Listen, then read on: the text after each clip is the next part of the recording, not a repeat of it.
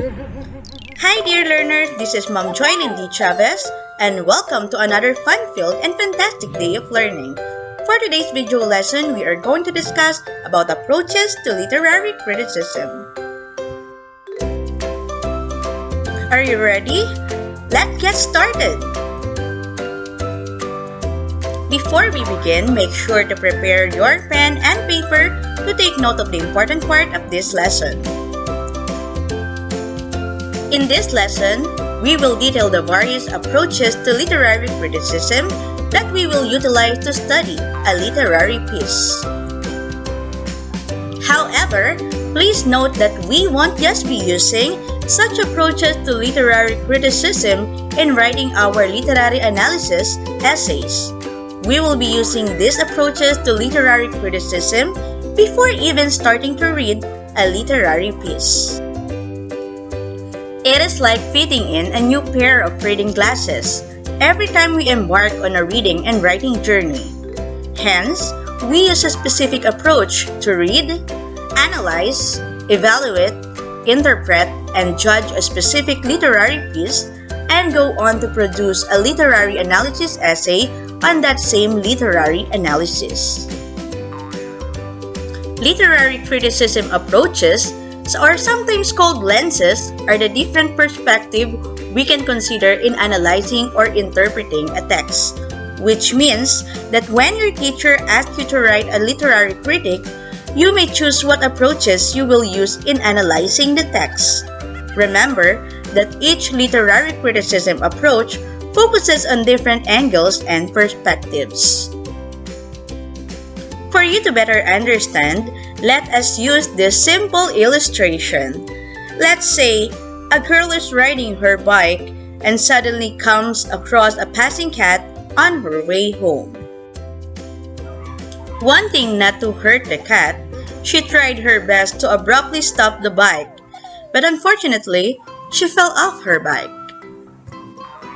Wanting not to hurt the cat, she tried her best to abruptly stop the bike, but unfortunately, she fell off her bike. We can try to analyze the scenario using different approaches. Let us imagine that three passers-by saw the scenario, and each one of them gives their own perspective on what happened. Let us see how the three passers-by analyze the scenario. I think her bike is old and needs some repair. Well, despite of what happened, I like how she still tried to ride a bike even though she's a female. Well, I think that child is just simply brave enough and full of courage to save the cat. Person A thinks there might be a problem with the bicycle's mechanical parts and it is already malfunctioning. Therefore, it needs to be repaired. Meanwhile, Person B views the scenario as admirable because despite being a female, the child still manages to learn how to ride a bike. On the other hand, Person C focuses on admiring the righteous act of the girl when she tried to save the cat.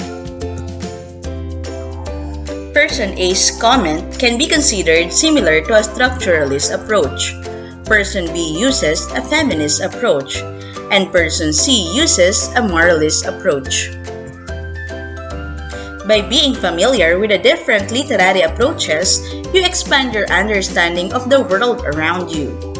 Each literary style encourages the critic and the reader to consider different perspectives from their own. In Module 4, we are bound to study different literary approaches such as Marxist approach, historical approach, reader's approach,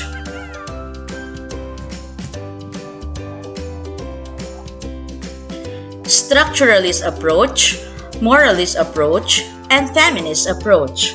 But in this video lesson, we will only focus on moralist approach and feminist approach.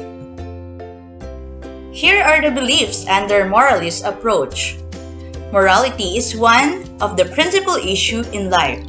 A moralistic approach is concerned with the content and values of the literary piece. Moral critics believe that the larger purpose of literature is to teach morality.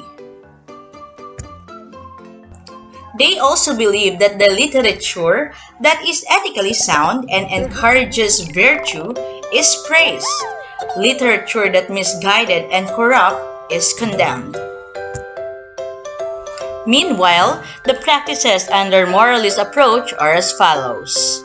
When a critic judges a work of art with ethical standards, his approach is termed moralistic. Identify the moral dimension of the piece of literature. In doing literary analysis using moralist approach, you can use these following guide questions. What view of life does the story present? What moral statement does this story make? Is it explicit or implicit?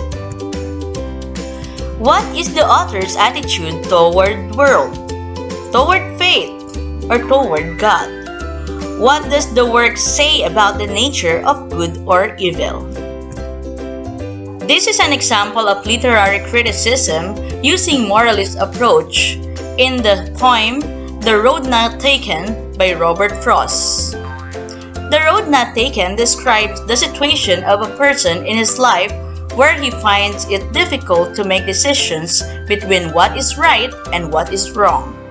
It deals with the complexities of life and how its ways never fall into the right place initially. The main theme of the poem is making the right decisions at the right time. It offers a profound perception of decision making. The traveler comes across a path that was diverging into two, and he was in a dilemma regarding which path to choose. This hides a deep meaning behind it.